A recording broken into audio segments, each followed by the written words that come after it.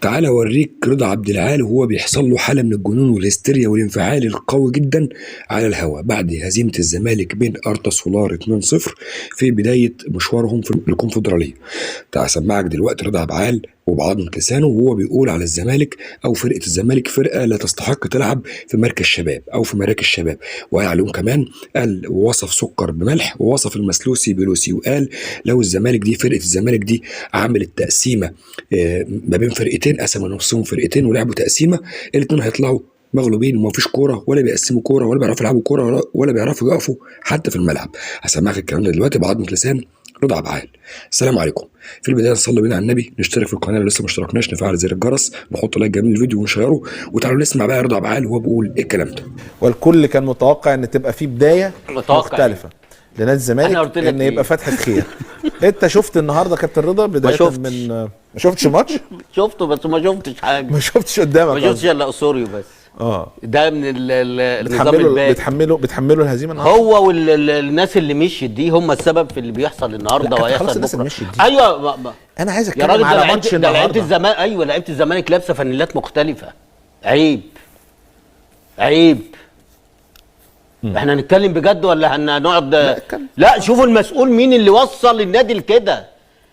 لما عيب لما تروح البادج مختلف والفانيلا ما ينفعش يا فاروق. انت بتتكلم في بادج، انا بتكلم الكوره بعيد عن ما فيش كوره، ما احنا قايل لك بص. لا كابتن، زمان كان اللعيبه ما بتلبسش اللبس ده وما بتسافرش في الطيارات دي، لكن يهمها انها تكسب. بس خلاص زمان. انت دلوقتي بتاخد طياره خاصه، تمام. انا بقول لك اهو حاجه احسن شركات اللبس بتيجي تتعاقد معاك، واخد بالك؟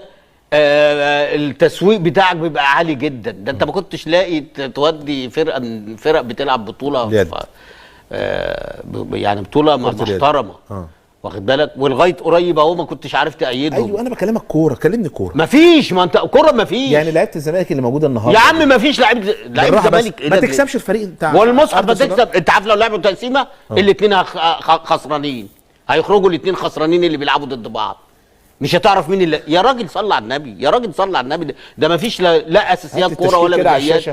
هات لي بس التشكيل بس. والله العظيم حرام، والله حرام. بتاعت كابتن رضا النهارده، حرام. احنا بتاعت نادي الزمالك النهارده هنقعد ده موجوده. انت يعني انت دلوقتي عايز تحمل اللعيبه. محمد صبحي مش ده منتخب مصر؟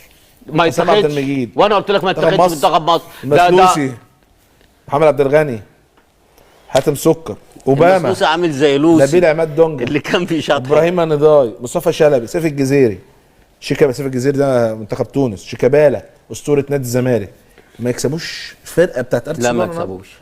الله ايوه والله زي ما بقول لك، في ظل الظروف بتاعت المدير الفني اللي هو عمال يفتي ده، واخد بالك؟ وبيلاعب لعيبه ما تعرفش ده بيلعب فين وده بيلعب فين، ومصمم وبيحب لعيبه بعينها. يا راجل ده نضاي النهارده كل كوره يمسكها ويديها لهم. المسلوسي كل كوره يديها لهم.